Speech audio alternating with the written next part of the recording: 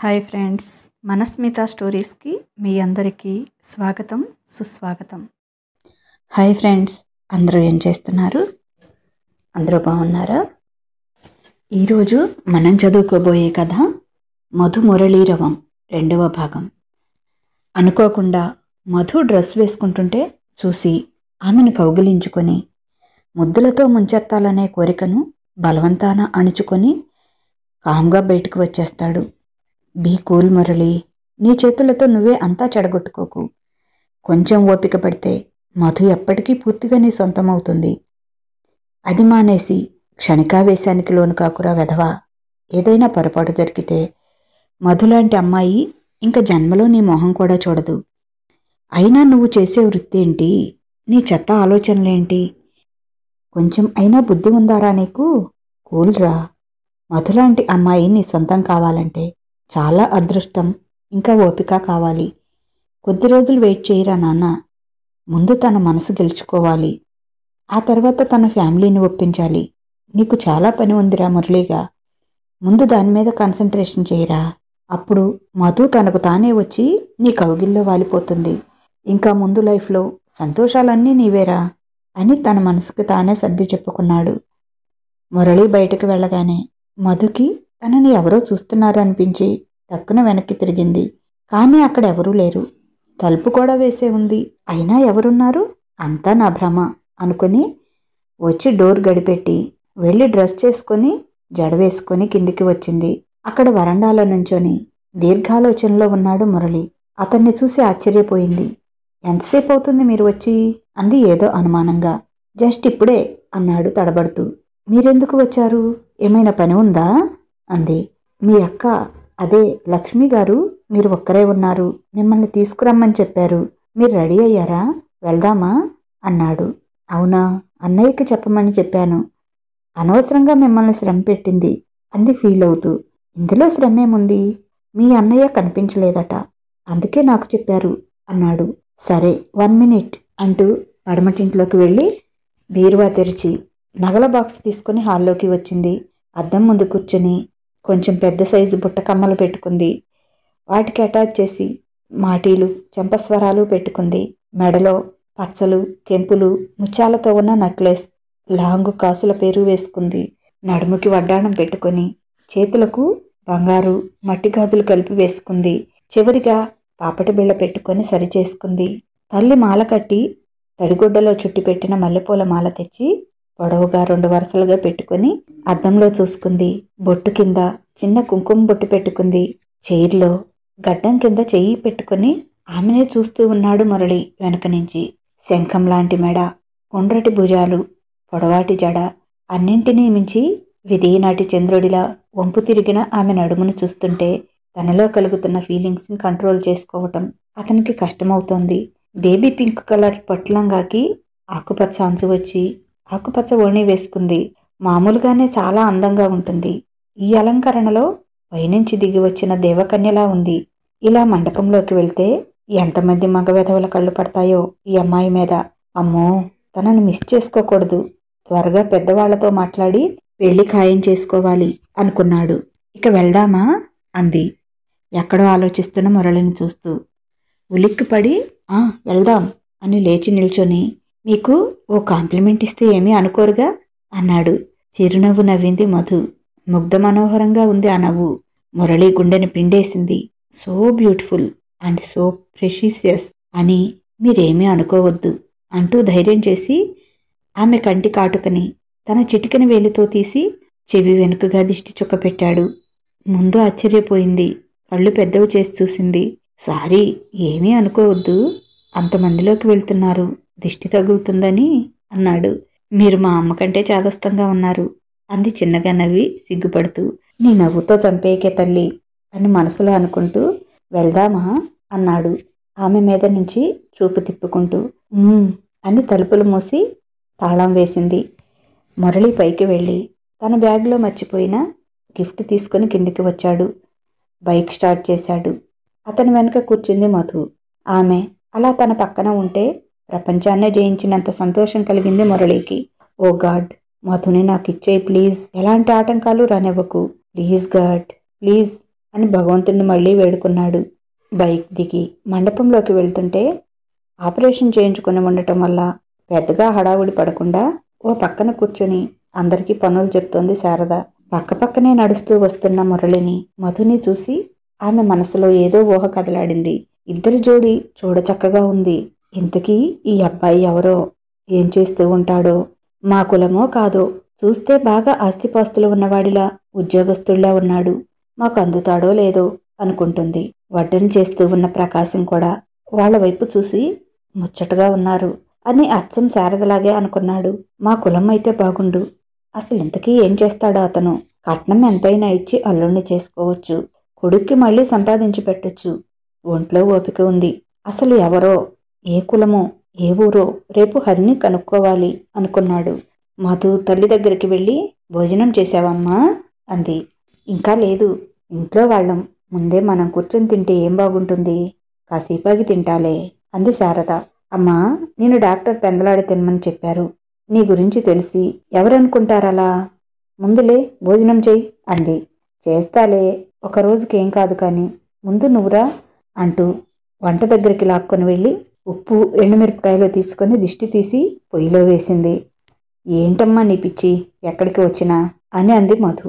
నా పిచ్చి నాది కానీ ఇంకా వెళ్ళు, అక్కడుగుతోంది అంది. మధు లేడి పిల్లల ఎగురుతూ రాధ దగ్గరికి వెళ్ళింది. ఓ పక్క భోజనాలు, మరో పక్క పెళ్లి తంతు మొదలైంది. రాధ హడావుడిగా అటు ఇటు తిరుగుతూ పెళ్లి దగ్గర పంతులు గారికి అన్నీ అందిస్తూ ఉంది. ముందు వరుసలో కూర్చొని మధు ఎటు వెళితే అటే చూస్తూ ఉన్నాడు మురళి. ఆ పెళ్లి పీటల మీద తనని మధుని ఊహించుకుంటూ మురిసిపోతున్నాడు. పెళ్లి పూర్తయింది. ఇంకా ఏవో కార్యక్రమాలు ఉన్నాయి అని మధు వాళ్ళు కొద్దిమంది అక్కడే ఉండిపోయారు. మాకు కొంచెం సర్దుకోవలసినవి ఉన్నాయి, మీరు వెళ్ళి పడుకోండి మురళి గారు అన్నాడు హరిబాబు. మురళి ఇంటికి వచ్చి పడుకున్నాడు. ఎదురుగా టేబుల్ మీద ఉన్న మధు ఫోటో చేతిలోకి తీసుకొని, నువ్వెప్పుడు వస్తావు నా లైఫ్లోకి, ఈ రూమ్లో మనిద్దరం కలిసి ఎప్పుడు స్పెండ్ చేస్తాం, నేను ప్రపోజ్ చేస్తే ఒప్పుకుంటావా నువ్వు, నేను నచ్చానా నీకు, నాతో పెళ్ళి నీకు ఓకేనా అని మధు ఎదురుగా ఉన్నట్లుగా అడుగుతున్నాడు.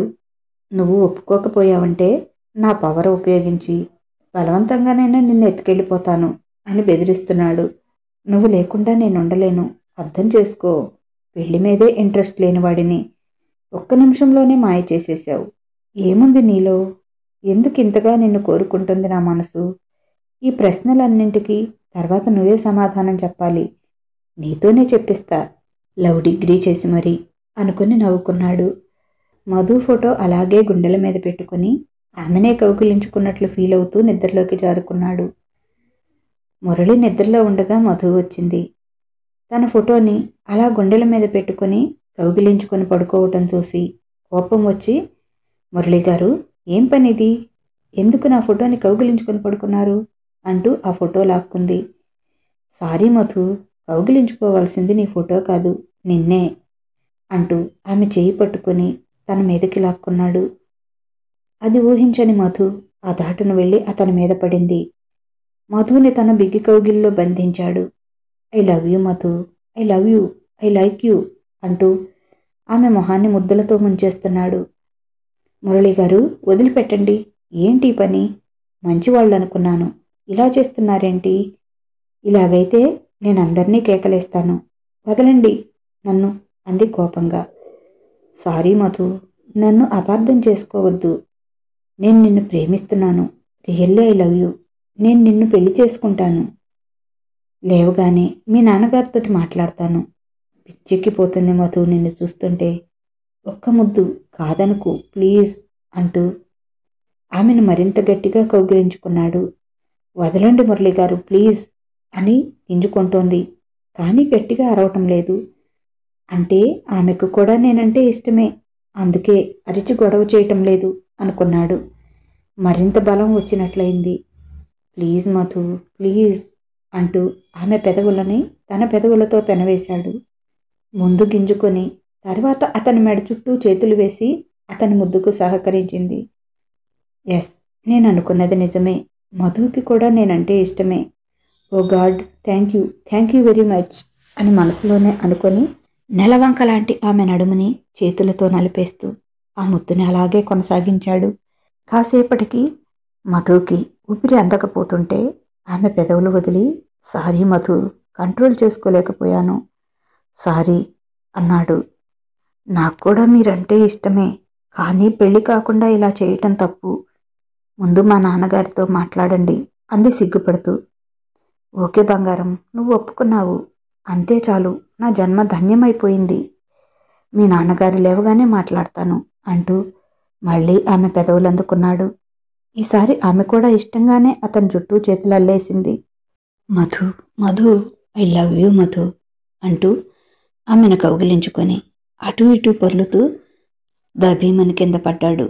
చూస్తే నేల మీద ఉన్నాడు. మధు వాళ్ళు ఎవరూ ఇంకా రాలేదు.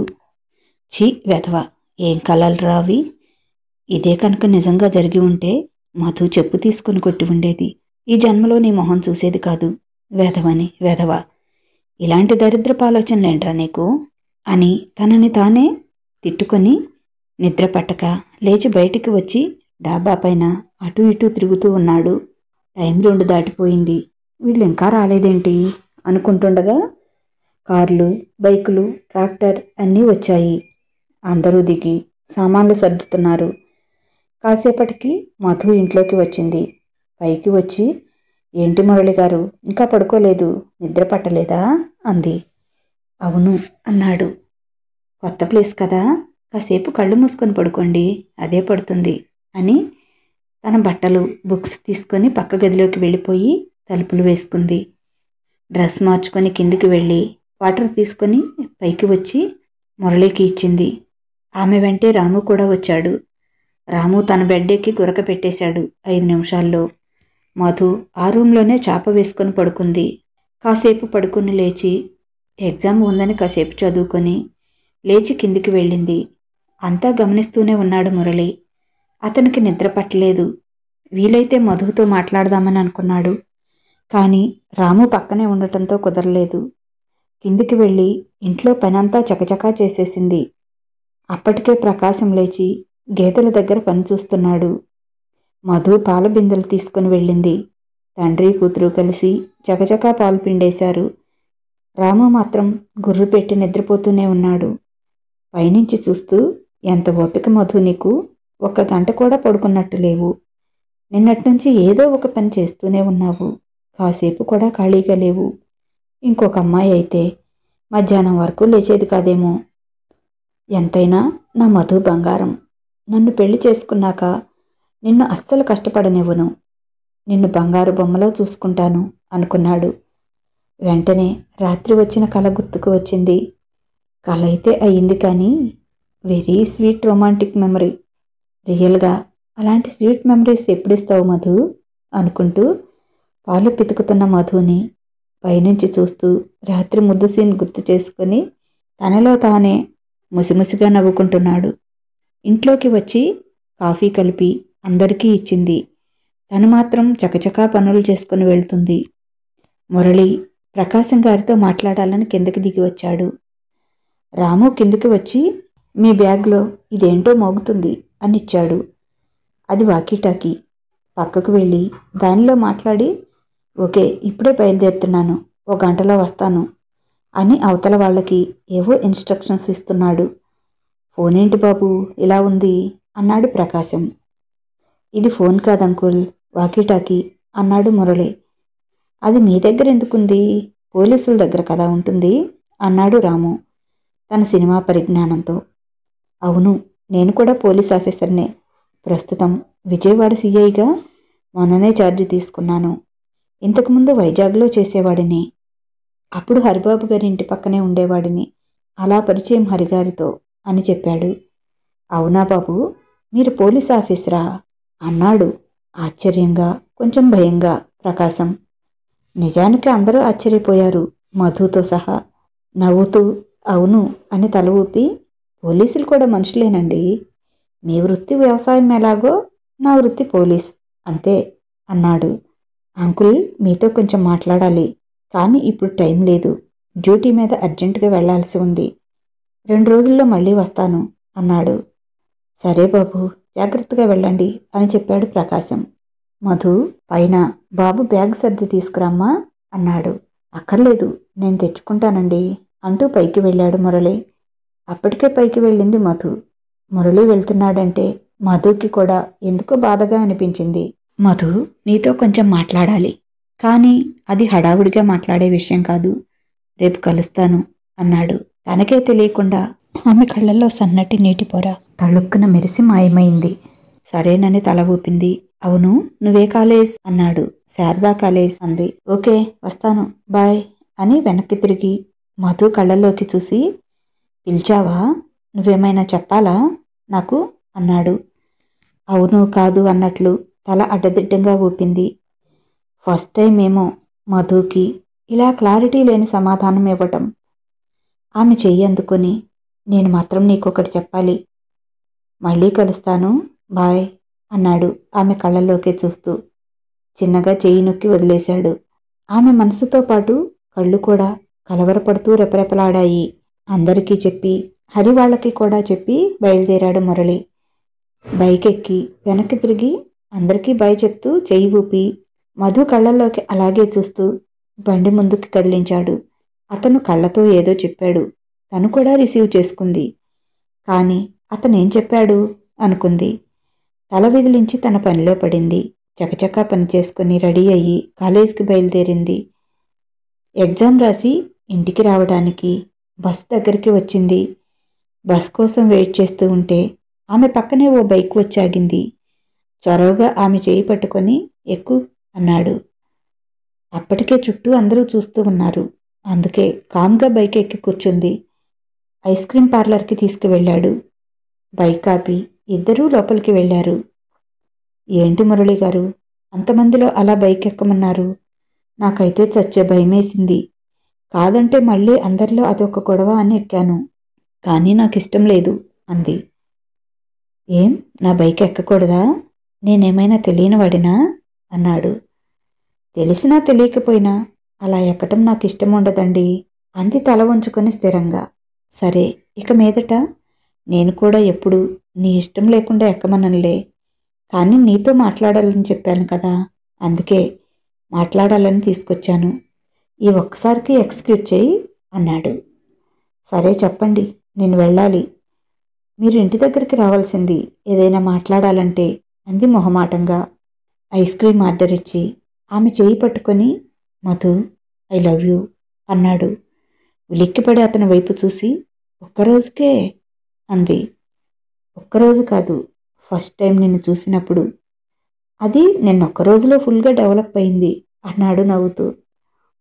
నిజం మధు, నాకు నువ్వంటే ఇష్టం. నేను నిన్ను ప్రేమిస్తున్నాను. నీ అభిప్రాయం ఏంటి? మనం పెళ్లి చేసుకుందామా అన్నాడు. అయోమయంగా అతని వైపు చూసింది. అది అది నాకు తెలియదు, నాన్నని అడగండి అంది. మురళి గట్టిగా నవ్వుతూ, మీ నాన్నకు చెప్పమంటావా ఐ లవ్ యూ అన్నాడు. అది కాదు, పెళ్లి విషయం నాన్నని అడగండి, నాకు అలాంటివేమీ తెలియదు అంది. అప్పటికే ఆమె కాళ్ళు చేతులు వణకటం స్పష్టంగా అర్థమవుతోంది. ఆమె చేతిని రెండు చేతుల్లో గట్టిగా పట్టుకొని, పెళ్లి విషయం మీ నాన్నని అడుగుతాను మధు, ప్రేమ విషయం నిన్ను అడుగుతోంది. నేనంటే ఇష్టమేనా? నేను నీకు ఓకేనా అన్నాడు మృదువుగా. ప్లీజ్ మురళి గారు, నాన్న ఎవరిని చేసుకోమంటే నేను వాళ్ళని చేసుకుంటాను. నాకు ఇప్పటి వరకు ఎవరి మీద ప్రత్యేకంగా ఇష్టాలంటూ ఏమీ లేవు. ప్లీజ్ మీరు నాన్నగారితో మాట్లాడండి అంది. సరే, నేను మీ నాన్నగారితో మాట్లాడతాను. ఆయన మా అమ్మాయిని నీకిచ్చి పెళ్లి చేయను అంటాడు. అప్పుడేం చేస్తావు? ఆయన చూసిన వాళ్ళనే పెళ్లి చేసుకుంటావా అన్నాడు. తడబడుతూ అతని వైపు చూసింది. ఆమె కళ్ళల్లో నీళ్లు తన మీద ఉన్న ఇష్టాన్ని స్పష్టంగా చెప్తున్నాయి. నవ్వి, సరే, ఆయన ఓకే అంటారు. అప్పుడు ఒకవేళ నేనంటే నీకు ఇష్టం లేకపోయినా పెళ్లి చేసుకుంటావా? ఇష్టం లేని వ్యక్తితో కాపురం చేస్తావా అన్నాడు.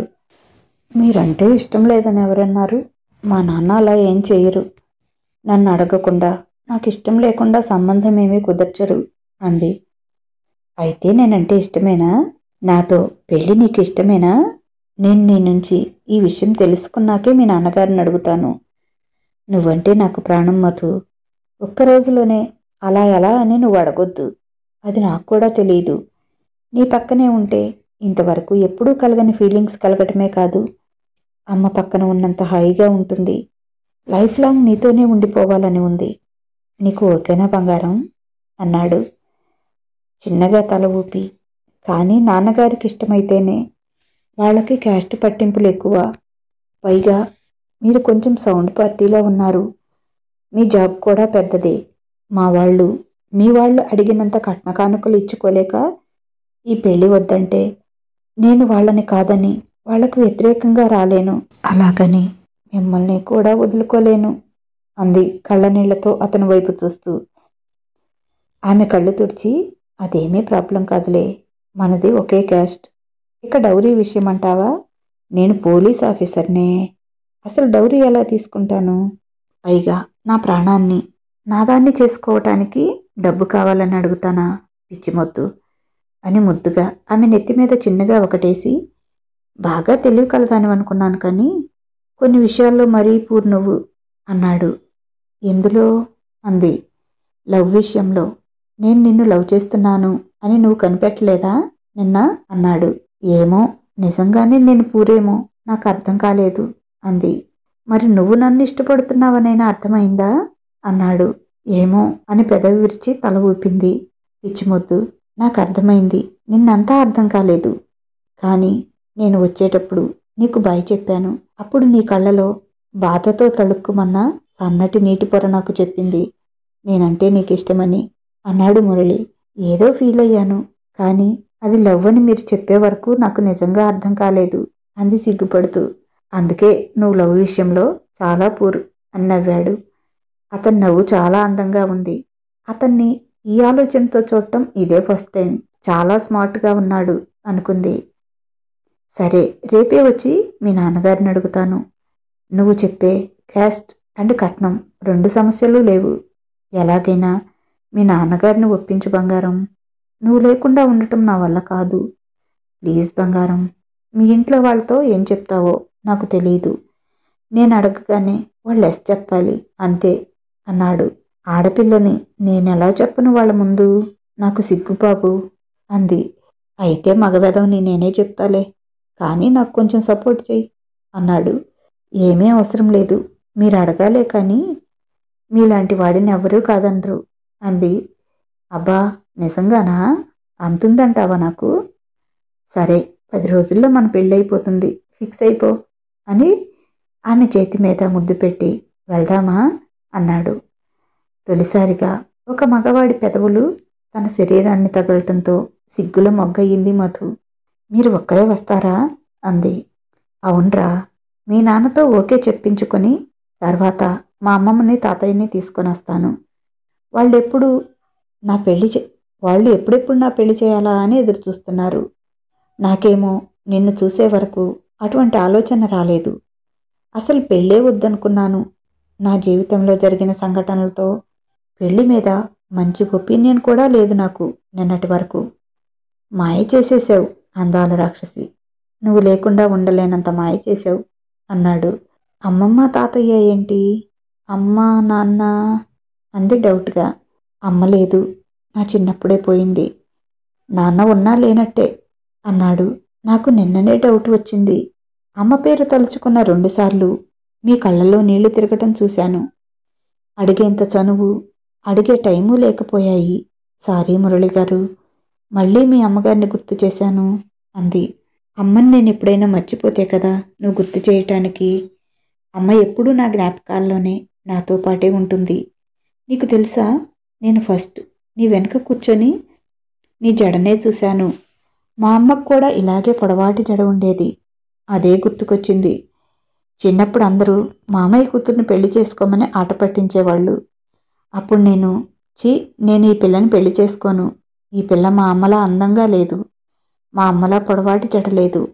నా పెళ్ళానికి పెద్ద జడ ఉండాలి, మా అమ్మలాగా అందంగా ఉండాలి అనేవాణ్ణి. నిన్ను చూడగానే నాకు ఆ మాట గుర్తుకు వచ్చింది. నీకు తెలుసా, అసలు నేను అటెండ్ అయిన ఫస్ట్ పెళ్ళి ఇదే. అసలు ఈ పెళ్ళికి కూడా రావాలనుకోలేదు, కానీ ఎందుకో అమ్మ వెళ్ళమన్నట్లుగా అనిపించింది. అందుకే వచ్చాను. రాకపోతే ఈ అపురూప చింతామణిని మిస్ అయ్యేవాడిని. ఇక్కడికి అమ్మే పంపించిందనుకుంటా నీకోసం అన్నాడు. మీ అమ్మగారంటే మీకు బాగా ఇష్టమా అంది అతని చేతి మీద తన చేతిని వేసి పట్టుకొని. అవును, ఇప్పుడు అమ్మ తర్వాత నువ్వంటే కూడా అంతే ఇష్టం అన్నాడు. నీకు తెలుసా, అమ్మకి నీకు చాలా పోలికలుంటాయి చూడు. అందుకే అమ్మ నిన్ను నా కోసం సెలెక్ట్ చేసిందనుకుంటా అని జేబులోంచి పర్సు తీసి అందులో ఉన్న ఫోటో చూపించాడు. దానిలో ఓ అందమైన యువతి ఒడిలో ముద్దుగా ఉన్న ఓ బాబు ఉన్న ఫోటో అది. మురళి అన్నట్లుగా తనలాగే ఆమెకు పొడవైన జడ ముందుకు వేసుకొని ఉంది. ఆమెకి తనకి పోలికలు ఉన్నాయి అని తనకే అనిపించింది. అందుకే మురళి గారు తనను చూడగానే ఇష్టపడ్డాడు అనుకుంటా. పాపం, చిన్నతనం నుంచి తల్లి తండ్రి ప్రేమ లేకుండా ఎంత బాధపడ్డారో అనుకుంది. తను అతన్ని పెళ్లి చేసుకుంటే భార్యగానే కాదు, తల్లిగా కూడా మారి ఆ ప్రేమని కూడా అందించాలి. నాకెవ్వరూ లేరు, నేను ఒంటరిని అనే ఫీలింగ్ మురళికి ఎప్పుడూ రానివ్వకూడదు అనుకుంది. ఇదండి కథ. ఎలా ఉంది, మీకు నచ్చిందా? ఒకవేళ మురళి వెళ్ళి అడిగితే మధు తండ్రి ఓకే చేస్తాడా? వాళ్ళ పెళ్లికి ఒప్పుకుంటాడా? ఏమో చూద్దాం. ఏం జరుగుతుందో రేపటి భాగంలో తెలుసుకుందాం. కథను తప్పకుండా ఫాలో అవ్వండి. వ్యూస్ మాత్రం చాలా దారుణంగా వచ్చాయి ఈ స్టోరీకి. నేను చాలా ఆశ పెట్టుకొని రాశాను. సరేనండి, ఈ కథ కనుక మీకు నచ్చితే ఒక లైక్ ఇవ్వండి. అలాగే ఈ కథ పైన మీ అమూల్యమైన అభిప్రాయాన్ని ఓ చిన్న కామెంట్ ద్వారా తెలియజేయండి. మనస్మిత స్టోరీస్ ఛానల్ని సబ్స్క్రైబ్ చేసుకోండి. మీకు తెలిసిన వారికి పరిచయం చేయండి. మన కథలని చదివించండి ప్లీజ్. ఇక ఉంటాను. బాయ్. మీ లక్ష్మి ఘంట.